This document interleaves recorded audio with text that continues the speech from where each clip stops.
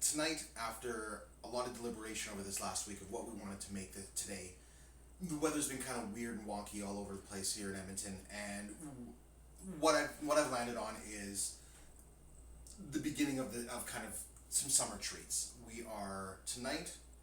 I'm going to share with you a really great recipe that is beloved in this house. It is one of our absolute favorites.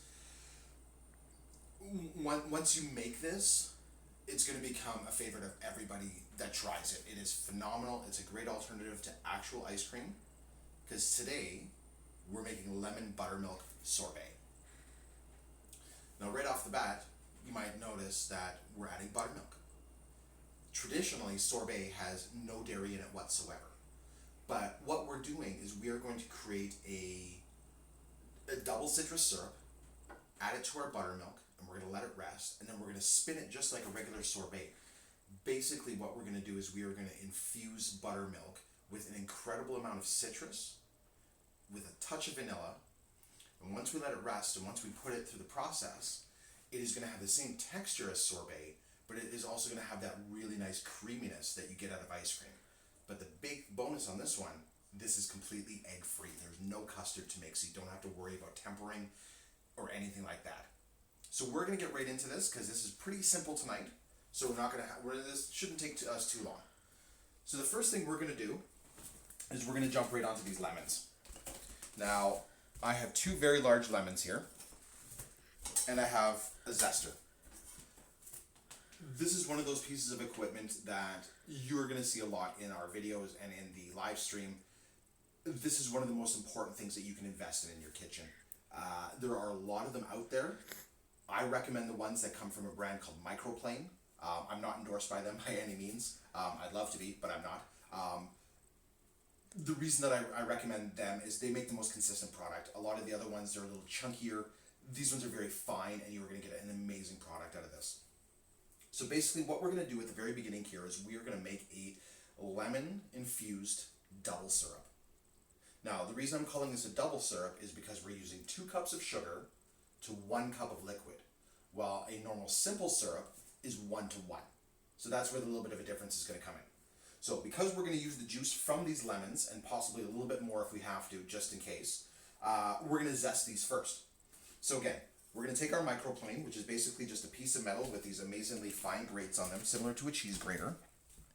And we're just going to take our citrus, and we're going to run it from top to bottom, very simply, to take the zest off, without taking any of the bitter pith. So this is a great way to infuse a lot of amazing citrus flavor into any dish, very simply. You can do this with limes, you can do this with grapefruit. Lemon works really well. It adds a great kick to any drink, any kind of bar drink you've decided to make. It's a great way to infuse citrus into creams or into sauces. And really, it's just a great piece of equipment to have around, and this is a great process to get to know. So as you can see, we've taken pretty much all that outside skin off of there.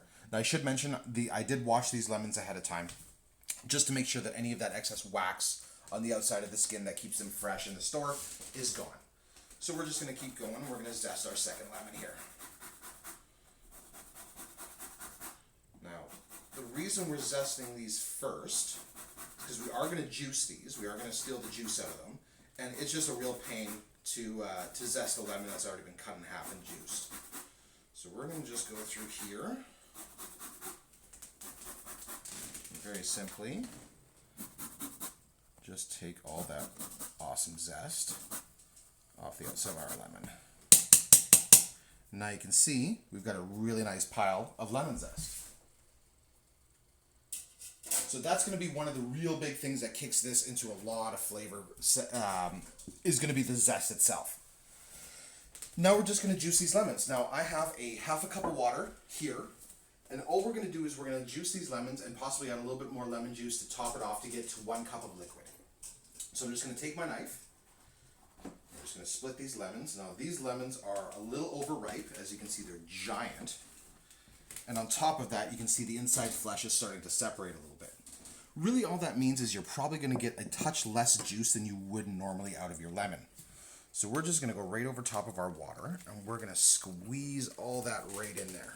Now, I'm not worried about seeds in there because we're going to strain this into our bowl, into our pot of sugar. So that's 1/2, 1/4. Drop that right in there. Get this one all nice and juiced in there. Another one here. Oh yeah, get all that good lemon juice in there. Now, it looks like we're going to come up a little bit short, outside of the fact that I dropped that 1/2 a lemon in there. And we splash a little bit. These lemons are just not incredibly juicy. But that's okay. So we're just going to get rid of our halves here. Wipe my hands real quick. Now we are really close. As you can see, we're not too far off from that 1 cup. So all I'm going to do is I always keep a bottle of the real lemon juice kicking around. I really like it. It's great in a pinch if you happen to have forgotten to get lemons or you don't have quite enough juice getting out of your lemons. So we're just going to take that real lemon juice and we're just going to top that up just a little bit over that 1 cup mark because we're going to lose a little bit of volume when we strain it simply because we do have a couple of seeds and everything in there. Now, next step, sugar. So I've got our pot over here. What I'm going to start off with is we're going to take our liquid, so our 1 cup of liquid, and I'm just going to use a really fine mesh strainer, and we're just going to pour that in. Now I've just had my pot sitting on here just on a really low heat just to kind of get things started. You don't have to do that. I'm just doing that just because we do things, we want to make sure we do things in a timely fashion. So I've gotten all my seeds and a little bit of that extra flesh that kind of got out there into that pot. So we're just going to let that sit in there. Now, the key to all of this is the sugar. So now this takes 2 cups of sugar directly in. Now this is where we really have to start paying attention to what we're doing. So we get both of those cups of sugar directly in. Get that out of the way. Now we're going to grab our zest, and that's going to go directly into the pot as well. Now, the reason we're getting all that in there right away is that is all going to steep, and it's going to infuse, and it's going to just flavor everything. Think of it as like making a really great pot of tea or a really great cup of coffee, where you really want to give everything time to bloom, to open up, to allow those flavors to really blend and meld. So I have my heat just a little bit over medium. And because we're using a copper pot that transfers heat pretty well, I'm just going to hold on to it with a towel here. And all we're going to do is we're going to take our whisk and we're going to very gently just move everything around. Now, the big thing you don't want to do here is we are not bringing this to a boil. All we're doing is we're warming this to the point where the sugar has dissolved completely into the liquid. The easiest way you're going to notice that is that while you're stirring, the grittiness, that kind of sandy feeling that's on your whisk is going to go away as the liquid absorbs all of that sugar. So this is just kind of a process now. All we're going to do is we're going to keep this moving because we don't want to burn anything. We want to keep everything moving really nicely. And we're just going to wait till this infuses. Now the nice thing about this is that you can do this ahead of time. Because you want to cool this down at least to room temperature, you can do this a little ahead of time before you get everything else involved. But at the same time, because you do only have to cool this down a little bit, and we're not tempering anything with eggs, you don't have to worry about this curdling. So you don't actually have to worry about this cooling down all that much. So we're going to get into this. We're just going to kind of let this keep going. We're going to keep stirring.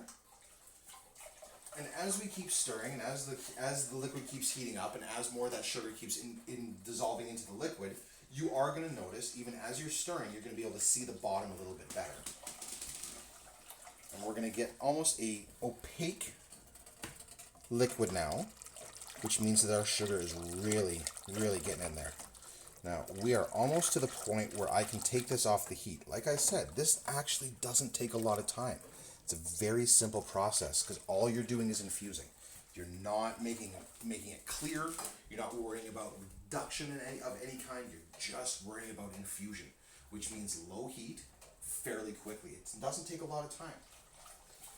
So this is just about where we want it. I'm just going to keep kind of tilting it to the side to see if I can see any remnants of sugar on the bottom of my pot. Right now it's looking like we've got pretty much everything infused in there. So you can see the top of the liquid there has gone fairly clear. You can see underneath kind of where the lemon zest is. So that means that sugar is really nice and all dissolved inside there. So I'm just going to give that a couple of more stirs. And we're probably going to give that just about a minute more on that heat, just to really make sure. But as you can see, once I kind of get that moving, when you can see the bottom of the pot like that, you're absolutely in the money right there. That is a really great area to be, because that means that all your sugar is dissolved. So we're going to turn that heat off. I'm just going to set this to the side for now to let this cool off the element. And we're just going to keep this active. All I'm going to do is I'm going to keep stirring this. I'm just going to keep my whisk going through here, adding air, allowing that heat to dissipate and get out of the way.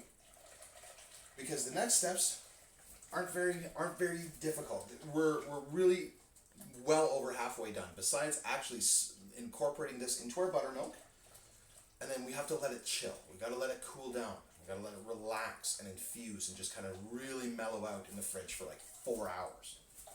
So luckily, I was smart and I did a batch earlier, so we have something to spin up tonight.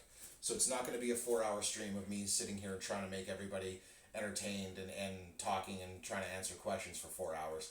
I do actually have something ready to go, so we won't be wasting all that time.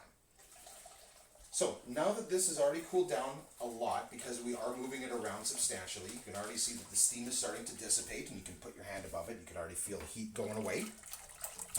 Now we're going to get into our next process. So in another bowl, we are going to add 1 liter, or for anybody outside of the metric system, for my American friends, we're going to add 4 cups of buttermilk. Now, if you aren't familiar with buttermilk, don't be afraid when you open up the container and it smells like it's gone sour. That's the way it's supposed to smell. Buttermilk has a little bit of extra goodness left in. I don't want to get too technical on it. And it's just a little bit thicker. It's very creamy, and it's an amazing product. Buttermilk is what makes biscuits amazing. It's what makes buttermilk pancakes, buttermilk waffles are phenomenal.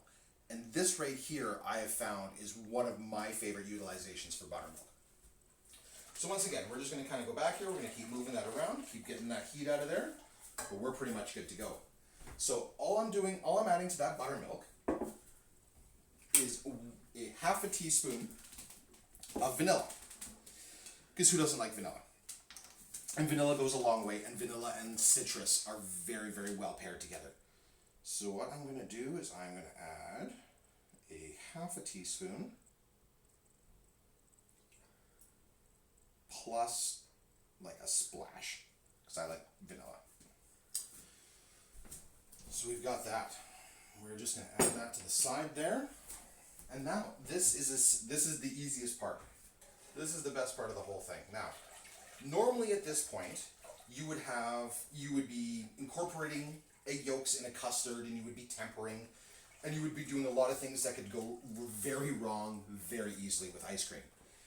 We will do an actual ice cream at some point, but I wanted to start with something a little bit simpler and a little bit more basic. So now all I'm going to do is I'm going to take this syrup mixture, and I'm going to take this buttermilk, and we're going to slowly whisk this into the buttermilk. So we're just going to get that started. And at the very beginning, I'm just going to add a little bit. Because again, even though it has cooled down, we don't want to add all of that hot liquid into there at the same time. Add a little bit more. And just keep whisking. And just keep moving everything around. Add some more. Keep moving everything around. And then we can get right down to the very end of it. And get all that in there. And really get that moved around. Now, as far as the initial process is concerned, we are done. This mix right there is now ready to go to the fridge for 4 hours. Now the 4 hours, I definitely stress that is a minimum. Letting everything sit, letting everything incorporate for at least that amount of time is very important for the flavor process. It allows everything to become very cohesive and very, very mellow. Everything really blends well together. So, through the magic of pre-doing things, because I was smart today, one goes in and one comes out. So this is the one I made earlier, the exact same recipe as what I just showed you.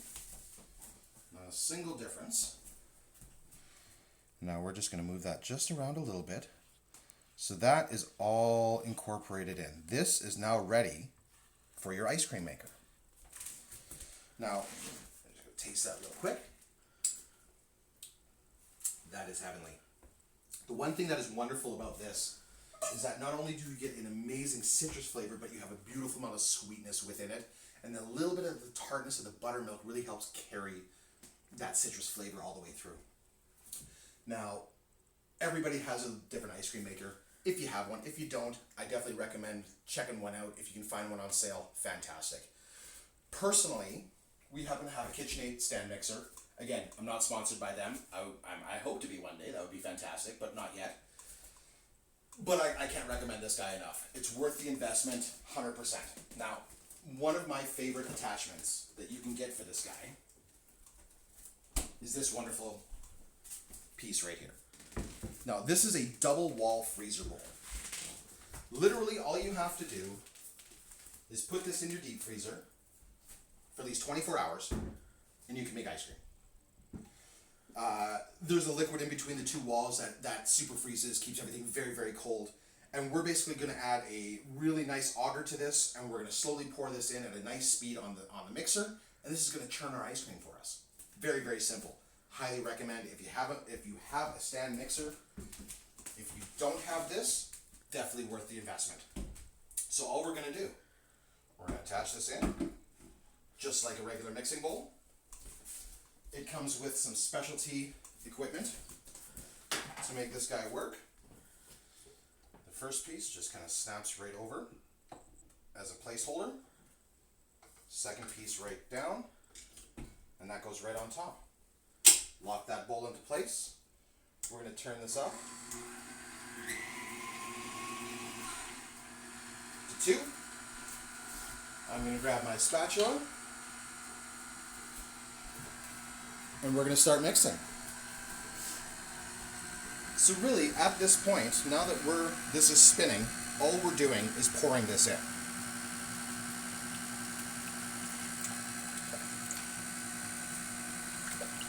So as we pour it in, and I'm making a giant mess apparently, so we're just going to get that pouring in there.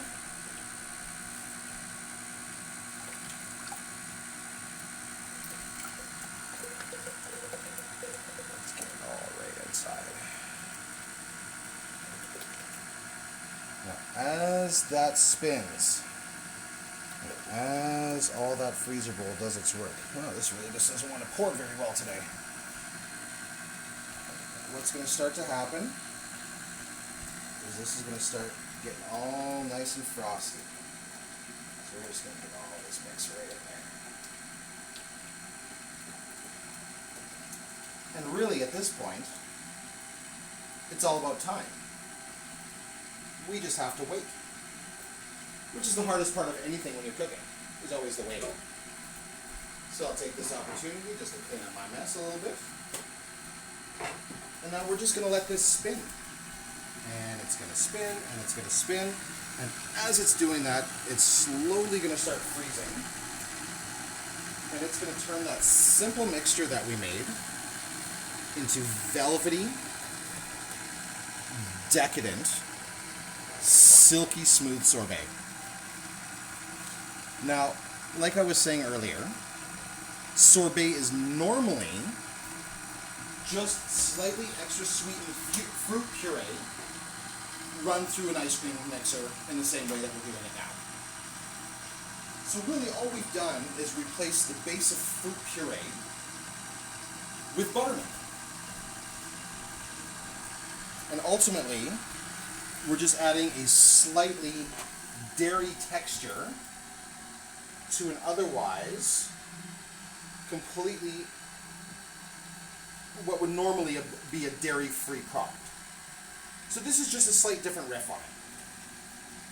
But ultimately the process is the same if you were going to make this out of just a pure fruit puree. All you would do is you would modify the amount of, instead of making a double syrup, you would simply make a simple syrup. So this guy's spinning, and as it's spinning, you can see it's kind of freezing onto the side of the walls. And as that's freezing onto the side of the walls, it's going to start pulling it off and then replacing it with the next layer of liquid. And that's how the double bowl works for as far as the freezer bowl for making your ice cream. So really at this point, all we're going to do is we are just going to let this spin, we're going to let it churn, we're going to let it thicken, and then once this gets really nice and frozen, we're going to scoop it out into a container that we're going to keep it in, we're going to put it into our freezer and let it sit. Unfortunately, with this method, this is not fully ready to serve for about another 2 hours after you spin it. Now, if you have a fully automated or a traditional ice cream maker, a lot of those produce a product that is more ready to eat. If you happen to have one of those, fantastic. Just follow the sorbet guide on that machine, and you'll make a great product. The reason I do like this one is because there's no setting. It's the same thing for everything. All you're doing is you're watching the texture. So we're just going to let this spin. And it's spinning and it's spinning.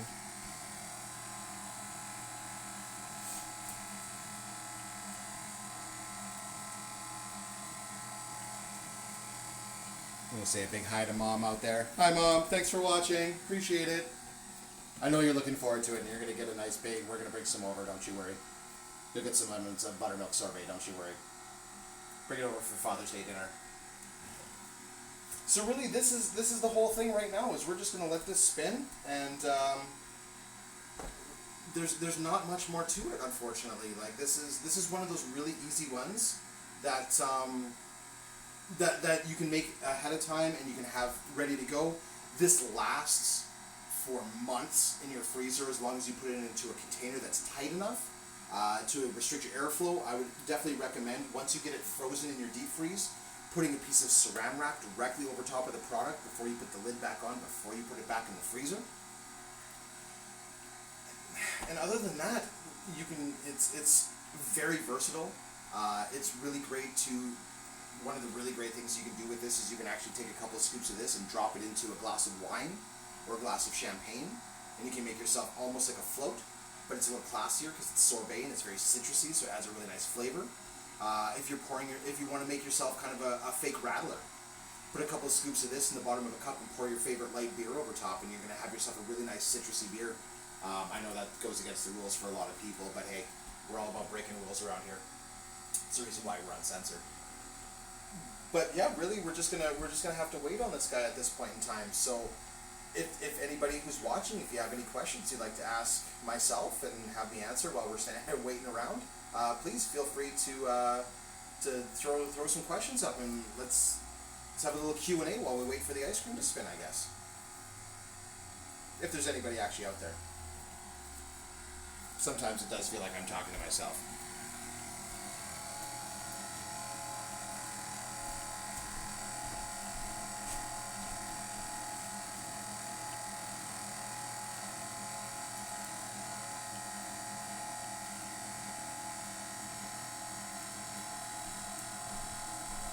As this keeps spinning, as you can see, that texture is really starting to thicken up on us nicely, so we're going to turn that up a little bit. We're just going to keep that rolling. Now again, the nice thing about this is that once you get it just thick enough, then it'll stand up on its own, that you can get it out of the container. That texture is perfect for pulling out your sorbet out of the actual bowl. We're still a little bit too liquidy right now, so we're just going to kind of let this guy keep going for now. So, all right.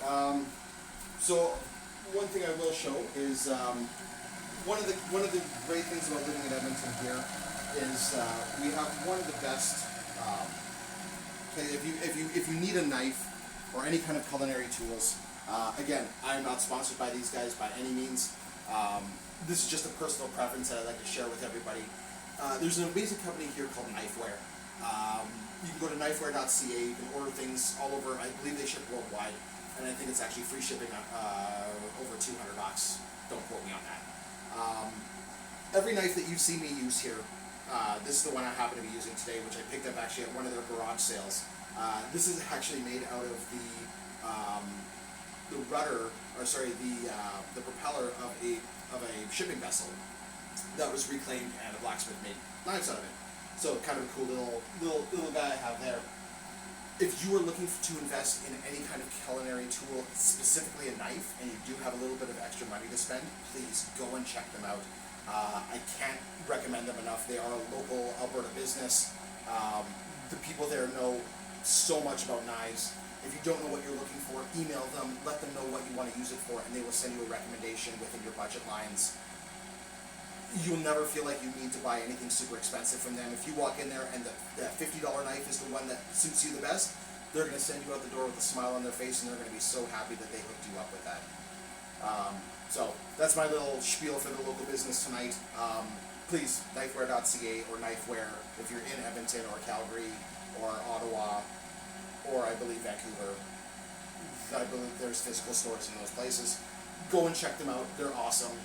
Buy stuff from them, because those guys, they deserve all the support that we can hand them.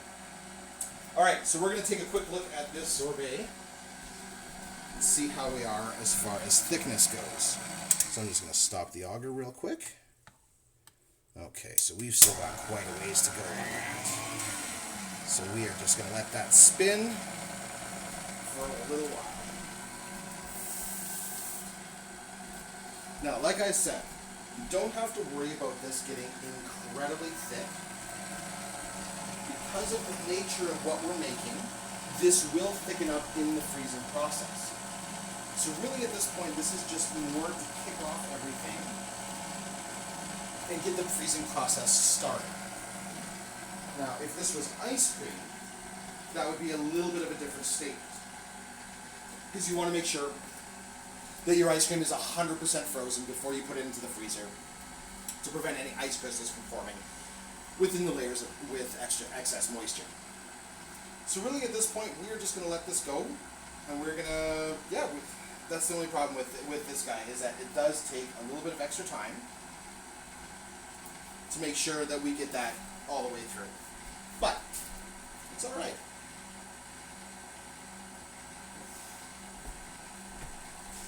So the wonderful thing about this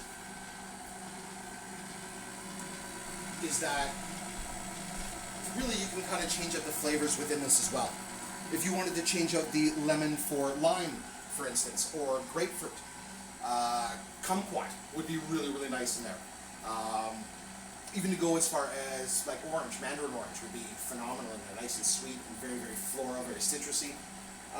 You could throw fresh fruits in there, berries, a little bit of mint. The sky's really the limit, especially with a base like this, because the lemon base allows it to a lot of extra flavors to really kind of compound on top of them, since the lemon is such a good transfer vessel for all different types of flavors. The one great thing with this is that this is a great substitute for ice cubes in a gin-based drink. You put a couple scoops of this in the bottom, a little bit of tonic, and your favorite gin. And instead of ice cubes, you're getting melting flavor in there. It adds a little bit of creaminess to the actual the drink itself. Spectacular. So we are doing pretty well here. Everything seems to be coming along nicely. We're starting to get a lot more freezing on the side of the bowl. So you can see over here on the side of the bowl. Again, with this method, it does take that little bit extra time. It's starting to kind of pull off just on the side. You can just kind of see it just underneath there. It's just starting to kind of pull off the bowl and stay down a little bit as the auger turns, which means we're starting to get everything incorporated in there and starting to freeze a lot more. We're really kind of getting down the home stretch on this. This is probably going to need another 5, maybe 6 minutes in the auger to really kind of finish off churning all that and getting all that nice frozen bits off the side and getting everything incorporated really well. Then we're going to get it into our containers, and we're going to throw it in our freezer overnight. And tomorrow we're going to set up a really nice big bowl with a whole bunch of berries and a little bit of mint on top, and it is going to be spectacular. So yeah, this is just kind of where we're at now. I didn't kind of forgot that this takes a little bit more time as sorbet than the ice cream. I made some ice cream a little while ago, and it went a lot quicker than this, which is also a recipe that we'll probably be sharing very soon, because I made a banana rum vanilla chocolate chunk ice cream that was pretty out of this world, that I think I'm going to have to share with everybody. So that will probably be coming in the next couple of weeks. Also, if you have any ideas of anything you'd like to see me cook on here, please follow me on Twitter at Uncensored Chef, 2 F's at the end. I'd love to hear from you. I'd love to interact with people. And if there's anything that you'd love to see, or any recommendations on any kind of foods that you would love to see up here, please throw me a message, and let's connect on Twitter, and so let's see what we can do. So I'd love to find out some different ideas from everybody who's watching, see what you guys would like to see as well. Alright, so we are starting to get some really nice freezing action. You can see at the center of the auger, we're starting to get some of that really nice frozen ice kind of balling up into the center, which means that is starting to come together really nicely.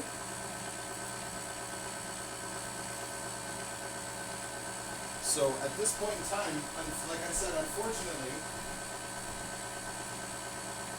we are just waiting for this to finish.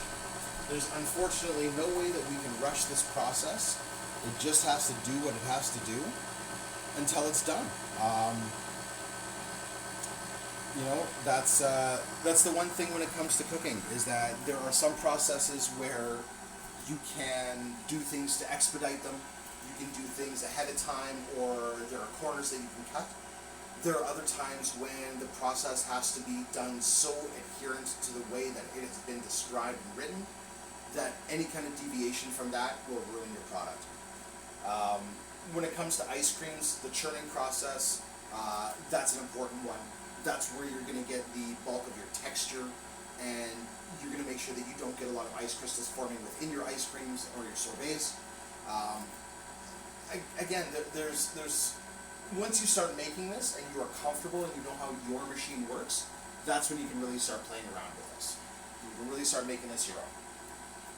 Well, right now, we are a couple minutes away. I'm just going to check this one more time to see how we're doing.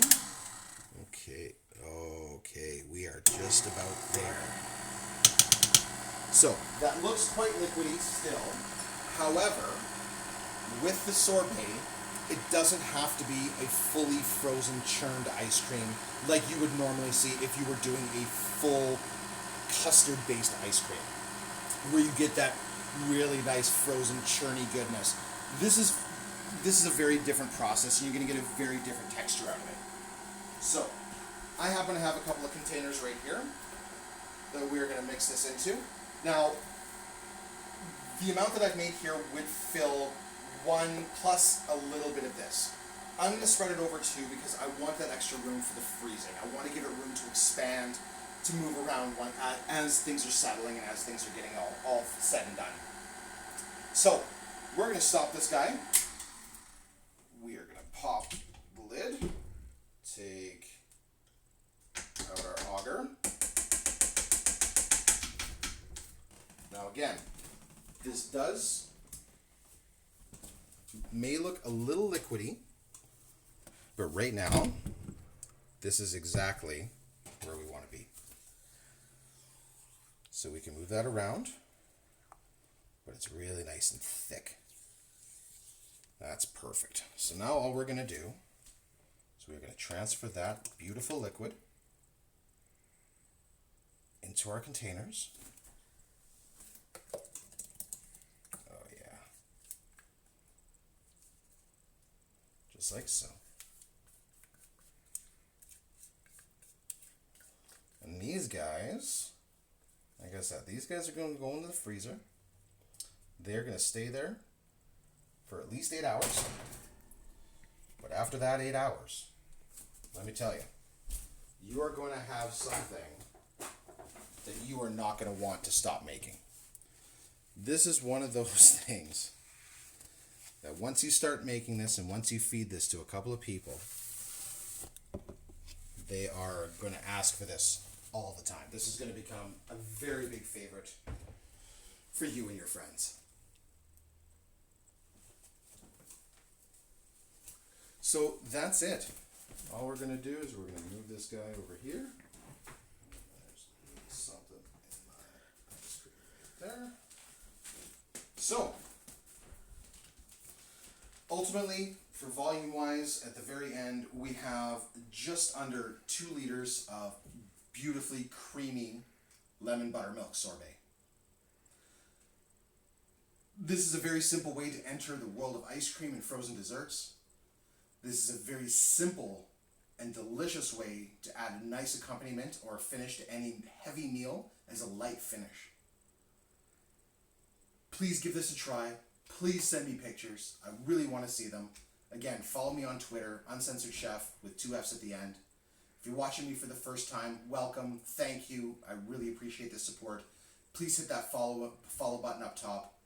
I also have a YouTube channel. You can search Uncensored Chef on YouTube. I should pop up there. We try to drop videos as often as possible, and usually we do a cut down stream and throw it up there a couple of days after. Thank you so much for watching. My name is Scott. I am the Uncensored Chef. This is lemon buttermilk sorbet. Have a great evening. Hope you guys try it out. Thanks for watching.